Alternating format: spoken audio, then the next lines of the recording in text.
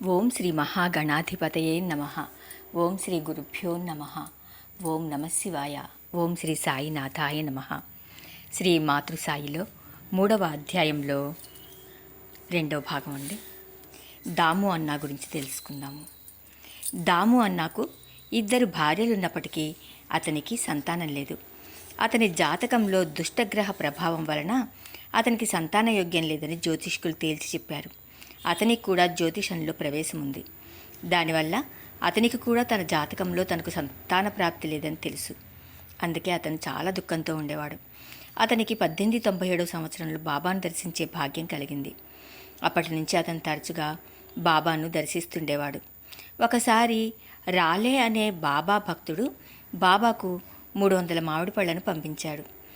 బాబా అందులో నుంచి 4 మామిడి పళ్లను తీసి తన భిక్షాపాత్రలో ఉంచి మిగిలిన వానిని శ్యామ ద్వారా భక్తులందరికీ పంచి ఇచ్చాడు. కొంతసేపటికి దాము అన్న బాబాను పూజించడానికి మసీదుకు వచ్చాడు. అందరి దృష్టి బాబా భిక్షపాత్రలో ఉన్న ఈ మామిడి పళ్లపైన ఉండటం చూసిన బాబా అందరితో, ఆ పళ్ళు తమవి కావు, ఆ పళ్ళు దామ్యావి, ఎవరి పళ్ళు వాళ్లే తినాలి, తిని చావాలి అని అన్నారు. అది విన్న దాము అన్న బాబా మీద ఉన్న భక్తితో ఏమాత్రం భయపడకుండా బాబా పూజను శ్రద్ధగా ముగించాడు. అప్పుడు బాబా అతనితో ఈ మామిడి పళ్ళను తీసుకెళ్ళి అతని చిన్న భార్యకి ఇవ్వమని చెప్పారు. ఈ పళ్ళు ఆమెకు 4 కొడుకులను 4 కూతుళ్లను కలిగిస్తుందని ఆశీర్వదించారు. దాము అన్న సంతోషంతో బాబాకు నమస్కరించి ఆ పళ్ళను తీసుకువెళ్ళి తన చిన్న భార్యకి ఇవ్వగా బాబా మాట ప్రకారం ఆమెకు 8 మంది సంతానం కలిగారు. ఆ సంతోషంతో అతను ప్రతి సంవత్సరం షిరిడీలో జరిగే శ్రీరామనవమి ఉత్సవానికి ఒక నగిషీ జెండాను కానుకగా ఇచ్చేవాడు. ఈ రకంగా జాతకరీత్యా అతనికి సంతానయోగం లేనప్పటికీ బాబా అతని చెడు కర్మను మంచి కర్మగా మార్చి అతనికి సంతాన భాగ్యం ప్రసాదించారు. ఇక రతన్జీ వాడియా. నాందేడు నగరంలో పార్సీ మతస్థుడైన రతన్జీ వాడియా అనే ప్రఖ్యాత వ్యాపారి ఉండేవాడు. అతను చాలా ధనవంతుడు మాత్రమే కాదు, ధార్మికుడు కూడా. అతని దగ్గరకు సహాయం కోసం వచ్చిన వాళ్ళెవరూ ఖాళీ చేతులతో తిరిగి వెళ్ళేవారు కారు. అందరూ అతను చాలా అదృష్టవంతుడు అనుకునేవాళ్ళు. కానీ కష్టాలు లేకుండా కేవలం సుఖాలు మాత్రమే ఉన్నవాళ్ళు ఎవ్వరూ ఉండరు. అలాగే రతన్జీ కూడా పైకి అందరికీ చాలా సంతోషంగా తృప్తిగా ఉన్నట్లు కనిపించినా అతని మనసులో నిజమైన సంతృప్తి లేదు. ఎందుకంటే అతనికి పుత్ర సంతానం లేదు. ఒక కుమారుడైనా పుట్టాలని అతని మనసు తాతలాడుతూ ఉండేది. దాసుగణ్ణు అంటే రతన్జీకి గౌరవం ఎక్కువ. అందుకే అతను తన సమస్యను దాసుగణ్ణు ముందుంచి తనకు పుత్ర సంతానం కలిగే దారి చూపించమని కోరుకున్నాడు. అప్పుడు దాసుగణ్ణు రతన్జీని షిరిడీకి తీసుకువెళ్ళి బాబా పాదాలను పట్టుకోవడం ఒక్కటే దీనికి పరిష్కారం అని చెప్పాడు. కొద్ది రోజులకు రతన్జీ షిరిడీకి వెళ్ళి బాబాకు పూలమాల, గంపనిండా పళ్లను సమర్పించి బాబా పాదాల మీద పడి మిక్కిలి వినయ విధేయతలతో బాబాతో కష్టదశలో ఉన్నవాళ్ళు బాబా దగ్గరకు వస్తే వాళ్లను వెంటనే బాబా రక్షించి కాపాడతారని తెలిసి బాబా దగ్గరికి వచ్చానని చెప్పాడు. అంతేకాకుండా ఎంతో నమ్మకంతో బాబా పాదాలను ఆశ్రయించిన తనకు ఆశాభంగం కలిగించకుండా ఆశీర్వదించమని వేడుకున్నాడు. అప్పుడు బాబా అతనికి 5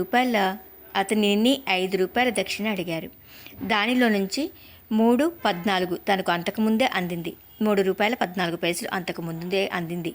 కాబట్టి ఇప్పుడు రతన్జీ తనకు రూపాయి 20 పైసలు మాత్రమే ఇస్తే చాలునని చెప్పారు. ఇది విన్న రతన్జీ చాలా ఆశ్చర్యపోయాడు. బాబా మాటలను అతను అర్థం చేసుకోలేకపోయాడు. ఎందుకంటే అతను షిరిడీకి మొదటిసారిగా ఇప్పుడే వచ్చారు. అటువంటప్పుడు ఇంతకుముందే తాను 3.14 ఎలా ఇచ్చానని బాబా అంటున్నారో తెలియలేదు. కానీ ఈ విషయం బాబాను అడిగే ధైర్యం లేక బాబా అడిగిన మిగిలిన దక్షిణను బాబాకు సమర్పించుకున్నాడు.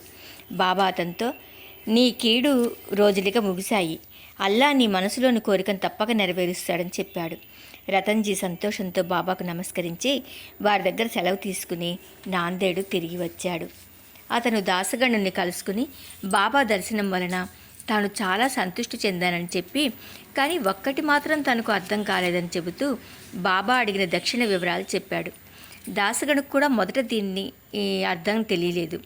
కానీ ఆలోచించగా నాందేడులో ఉండే మౌలా సాహెబ్ అనే ఆ మహాత్ముని రతన్జీ ఒకసారి తన ఇంటికి ఆహ్వానించి సత్కరించాడు. ఆ రోజు అయిన ఖర్చు సరిగ్గా 3.14. ఈ సంగతి జ్ఞాపకం వచ్చిన దాసుగను రతన్జీకి వివరించగా బాబా సర్వజ్ఞతనే కాక యోగులందరూ ఒక్కటే అని రతన్జీ గ్రహించాడు. కొద్ది కాలం క్రితం తర్వాత బాబా ఆశీర్వదించినట్లుగానే అతనికి 12 మంది సంతానం కలిగారు. కానీ అందులో 4 మాత్రం బ్రతికారు. ఈ రకంగా బాబా అతను ఒక పుత్రుడన్నా చాలనుకున్న వాడికి అనేక మంది సంతానాన్నిచ్చి అతని బాధ తీర్చారు. ఈ రకంగా ఎప్పుడైతే మన చెడు రోజులు పోయి మంచి రోజులు వస్తాయో అప్పుడు బాబా లాంటి మహాత్ముల దర్శన భాగ్యంతో మన కర్మ ధ్వంసమవుతుంది. ఇక భీమాజీ పాటిల్ పూనా జిల్లా జున్నర్ తాలూకా నారాయణగావ్లో ఉండే భీమాజీ పాటిల్ చాలా ధనవంతుడు, మనసున్నవాడు.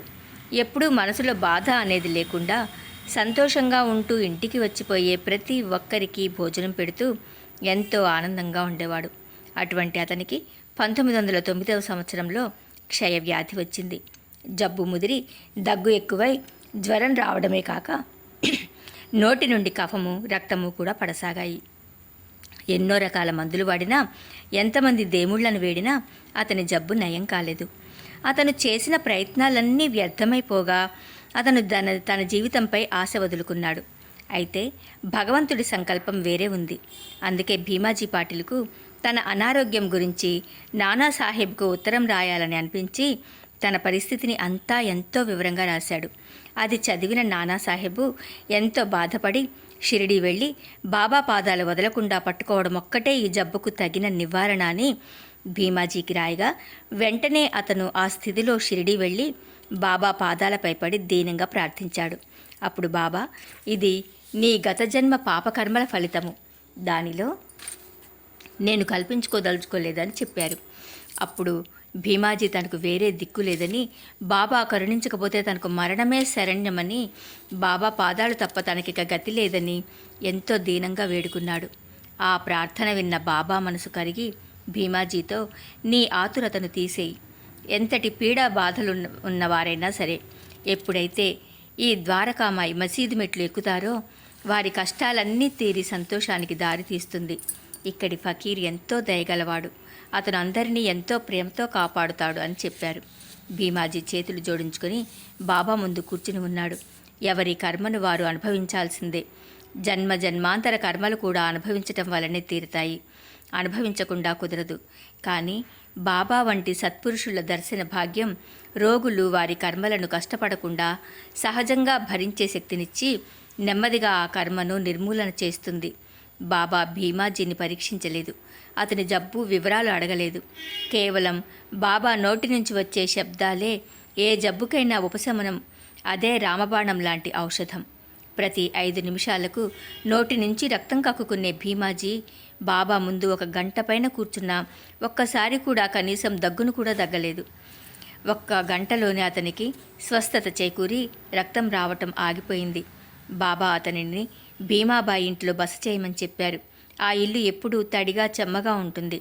భీమాజీ లాంటి క్షయరోగికి ఆరోగ్యకరమైన వాతావరణం, శుభ్రమైన గాలి ఉన్నట్లయితే సౌకర్యంగా ఉండేది. కానీ బాబా ఆజ్ఞకు తిరుగులేదు కాబట్టి అతనిని భీమాబాయి ఇంట్లోనే ఉంచారు. ఇక్కడ ఉన్నప్పుడు బాబా 2 కలలలో భీమాజీ జబ్బును నయం చేశారు. అదెలాగంటే, మొదటి కలలో అతను చిన్ననాటి మాస్టారు కలలో కనిపించి పద్యములు కంఠస్థం చేయనందుకు దెబ్బలు కొట్టినట్లు వచ్చింది. 2వ కలలో ఎవరో అతని గుండెలపై పెద్ద బండను వేసి పైకి కిందకు తోయడం వలన అతను ఊపిరాడక చాలా బాధను అనుభవించాడు. తెల్లవారి లేచేసరికి అతని జబ్బు మాయమవ్వడం చూసి ఆశ్చర్యపోయాడు. పరుగున వెళ్ళి బాబాను దర్శించి గత జన్మలో చేసిన పాపాల కారణంగా ఈ జన్మలో మరణానికి దగ్గరైన తనను కేవలం కలల ద్వారా తన కర్మను తొలగించి ప్రాణదానం చేసిన బాబా పాదాలకు నమస్కరించడం కన్నా తాను చేయగలిగినది ఏమీ లేదని ఎంతో నమ్రతతో భీమాజీ విన్నవించుకున్నాడు. సాయి వలన తాను పొందిన మేలును జీవితాంతం గుర్తుంచుకొని బాబా మీద స్థిర నమ్మకంతో జీవించాడు. అప్పటి నుంచి భీమాజీ తన ఇంట్లో సత్యనారాయణ స్వామి వ్రతానికి బదులు సాయి సత్యవ్రతం చేయడం ప్రారంభించాడు. ఇక బాపు సాహెబ్ బూటి, షిరిడీలో నివసించే నానాసాహెబ్ డేంగ్లే అనే గొప్ప జ్యోతిష్కుడు ఒకరోజు బాపు సాహెబ్ బూటితో అతనికి ఈరోజు చాలా చెడ్డ రోజని, అతనికి ప్రాణగండం ఉందని చెప్పాడు. ఇది విన్న బూటి చాలా భయపడ్డాడు. మామూలు ప్రకారం అతను బాబా దర్శనానికి వెళ్ళేసరికి అతను ఏమీ చెప్పకుండానే బాబా బూటీతో, నానాసాహెబ్ డెంగలే నీకు ఈరోజు ప్రాణగండం ఉందని చెప్పాడు కదా, మృత్యువు ఎలా చంపుతుందో చూస్తాను. డేంగలేతో ధైర్యంగా సవాల్ చేయి. ఈ ద్వారకామాయి కాపాడుతుండగా ఎటువంటి ప్రాణగండాలు దరిచేరవు అని చెప్పారు. ఈ మాటలతో ధైర్యం వచ్చిన బూటీ ఇంటికెళ్ళిపోయాడు. ఆ రోజు సాయంత్రం బూటీ దొడ్డికి వెళ్ళగా అదొక్కడ ఒక పెద్ద పాము కనిపించింది. అది చూసిన బూటీ భయంతో బయటకు పరిగెత్తుకుని వచ్చేశాడు.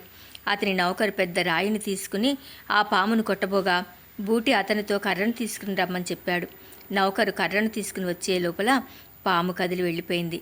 ఆ రకంగా జాతకంలో ఉన్న ప్రాణగండాన్ని ముందుగా సూచించి ధైర్యం చెప్పి తప్పించిన సద్గురు సాయి కన్నా మిన్న ఎవరు?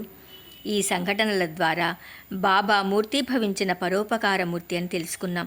కాబట్టి మనం మనసును ప్రేమపూర్వకంగా మాతృసాయి చరణాలపై మరలించిన నాడు సమర్థ సద్గురు సాయినాథుడు మన కర్మలను ధ్వంసం చేసి మన యోగక్షేమాలు ఏ విధంగా చూస్తారో అనుభవపూర్వకంగా తెలుసుకున్నాం.